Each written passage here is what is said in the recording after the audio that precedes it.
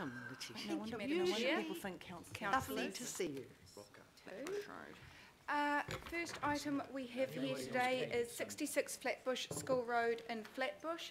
This is a procedural report. This is a legacy Manukau City Council project. We are seeking an updated resolution from the Auckland Council endorsing the work that is going on in the Ormiston Town Centre and the special housing area, specifically 66 Flatbush School Road.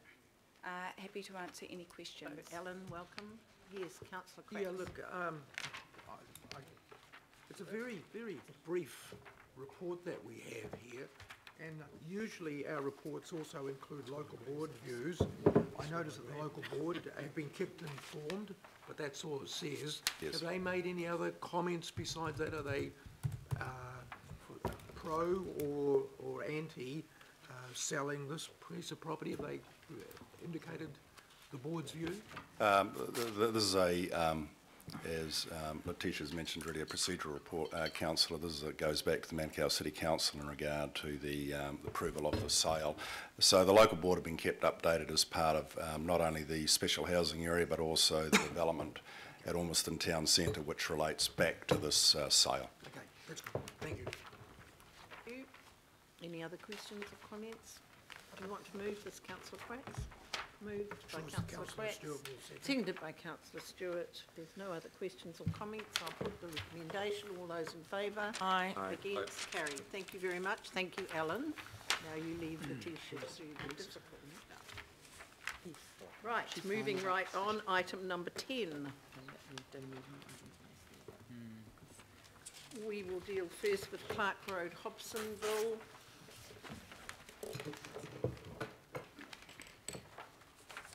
Thank you, We've heard Madam from the Chair. local board on this.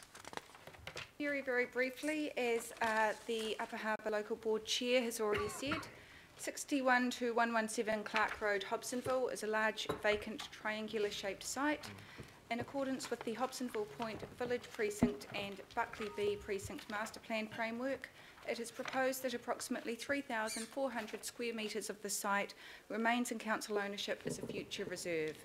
The land comprising approximately 4,300 square metres, and it is proposed, again in accordance with the master plan, that these two parcels of land be sold to enable or to allow housing to occur on the site. The land directly to the north of 61 to 117 Clark Road is currently owned by the Hobsonville Land Company, and the master plan proposes stopping approximately 5,200 square metres of this road, which is contiguous to 61 to 117 Clark Road, and realigning both Clark Road and Scott Road. Should the property be approved for sale, the road stopping process undertaken in accordance with the requirements set out in the Local Government Act 1974, including public consultation.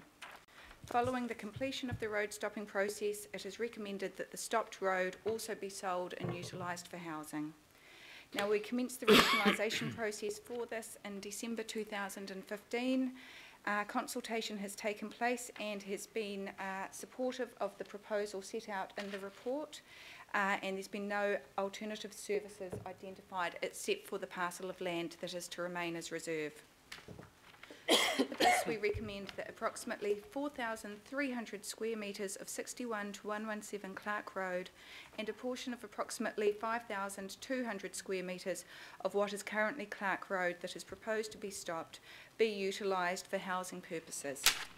The Hobsonville Land Company seek to undertake this urban renewal work.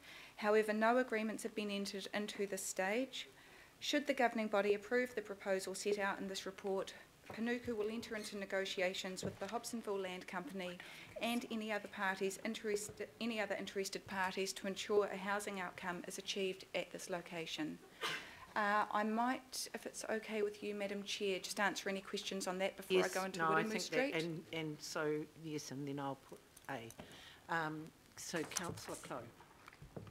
If you were going to treat them separately, I was just going to move A. A, moved. I'm happy okay, to. seconded by Councillor Hulse. Thank you. Councillor Walker. Sure.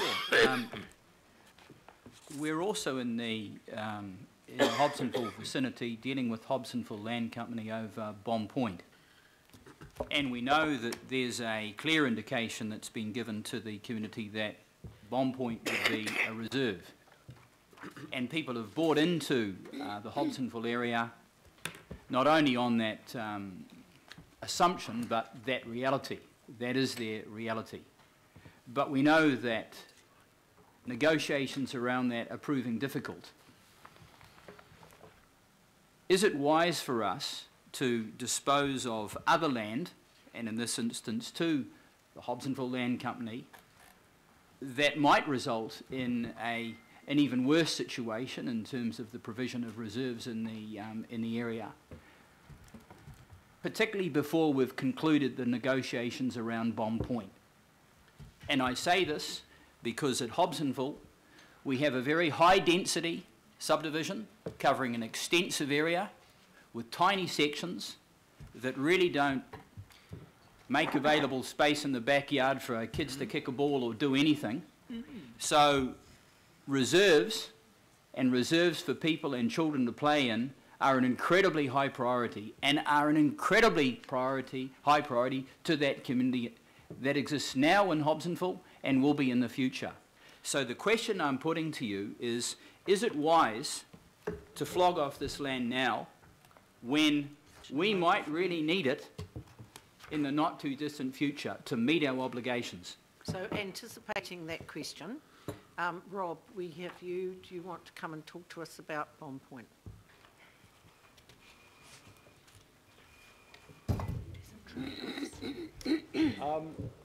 Now, I'm not sure that I can directly answer that question. I can provide a brief update on where we are with Hobson, with Te Ono Kuratia Point. So we have been in discussions for some time with Hobsonville Land Company. I think we're all in a position where everyone agrees that Bomb Point would make an excellent park. There's certainly that expectation there. Where we haven't got a common agreement with Hobsonville Land Company is how that would be achieved, particularly in terms of who would pay how much money to enable that to happen. So we are continuing to have discussions with Hobsonville Land Company on that point. It's probably worth noting that in actual fact we have no formal recommendation from any council, Legacy or this council, to acquire any land at Bomb Point. So there is a process to go through in terms of getting approval. That process will either be coming to you with at least a reasonably agreed position with Hobsonville Land Company about how we can proceed, or alternatively, if we are not able to get to that point, to come to you with a set of parameters around which we could go into more serious negotiations with Hobsonville Land Company. We don't think there's any immediate urgency for that. Certainly Hobsonville Land Company would like resolution, but there's a range of issues around our finances and budget provision and relative priorities that aren't encouraging us to race to try and resolve this. Thank you. Councillor Walker. So in respect of my question, based on the uncertain future that you project, that is the future of Bomb Point, and I'm referring to your comments about financial contingencies and others, is it wise for us to flog off this piece of land that might compromise the overall availability of reserves in the area, in the Hobsonville area? Would it not be better for us to hold off on this and to make these negotiations with Hobsonville Land Company part of a wider set of negotiations that go to Bomb Point? Because they obviously want this, and we want something from them. Through the Chair, there is the proposal in front of councillors today, which is that part of the site be retained in council ownership as a reserve. It's also across the road from sports fields. I do hear what you're saying. At the same time, I'm very aware of the housing situation that is occurring in Auckland, and what we are proposing here today is to utilise this property for both open space and housing purposes. That doesn't answer my question. My question is around council's negotiating position. We want Bomb Point. Hobsonville Land Company want this land, and we want the best outcome for the community. Is it not better for us to tie this in with those negotiations rather than make haste now? Through the chair, we would prefer, and we had this discussion with the Upper Harbour Local Board as well, and the Upper Harbour Local Board supported us on this. These are two separate issues. We'd rather keep them as separate issues. We wouldn't want to conflate one issue with the other and risk not achieving the outcomes we seek for each separate parcel of land. Thank you. Councillor Watson. Yeah, I note the Upper Harbour Board's support for this disposal, but my question, and perhaps it's more appropriately directed to Rob, it goes to the overview of the area as a whole, of which this proposal today is part, and that's both Hobsonville and Scob Point. We have this cumulative effect of development that's going to be, very intensive and is going to require a degree of open space. My question is, in terms of what remains in the reserve, 3,400 square metres, initially when the sports fields, the schematic from the sports fields came up, the subsequent purchase was less than what was originally anticipated on the sports fields, the number of fields that was, because of one of the asking prices, I think it was with one of the adjoining neighbours.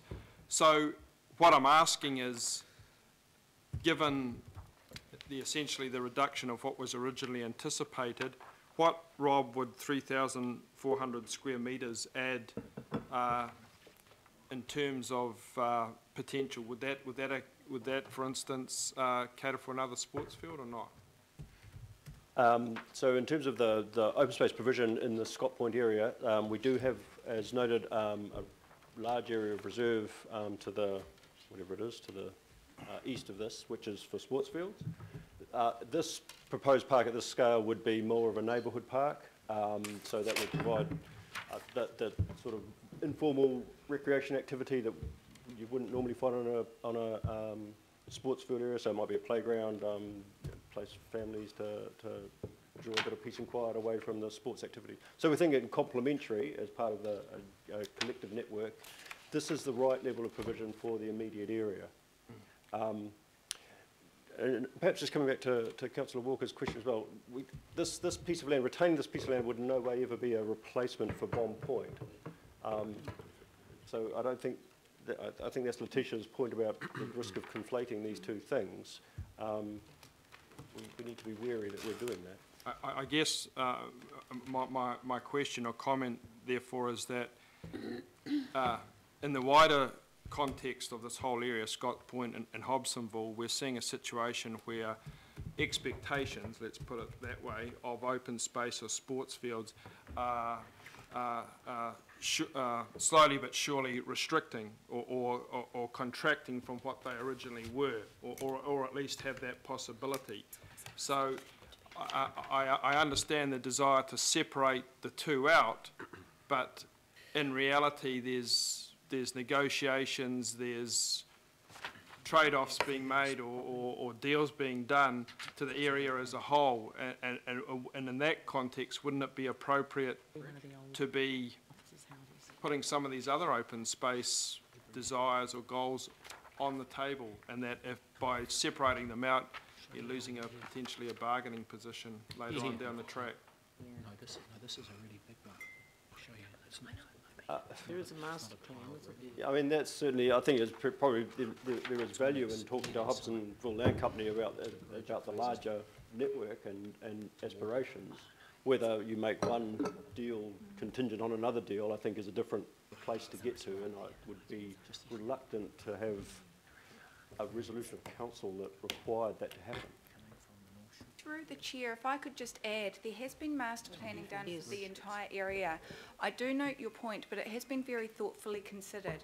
And when I initially engaged with the Upper Harbour Local Board about this site, Madam Chair from the Upper Harbour Local Board will support me on this, the board had questions about the exact location of this parcel of land. And when I went back to the parks, or that's proposed for future reserve, and when I went back to the parks team, they were actually able to tell me that the specific location for the proposed future reserve that we set out in this proposal today was chosen to appease the concerns of parties who'd initially submitted appeals regarding the visual impact of the historic Hobsonville Church, which is a heritage building, and the cemetery across the road. And the size of the park was one of the issues addressed in that settlement. So I do hear your point that there's already been a large amount of work that's been done. There's a master plan in place, and we're seeking to achieve that. We've got thoughtfully considered open space that we're trying to actually enable to occur along with housing development in the area to address some of the housing shortfalls that there are in the Auckland region at the moment.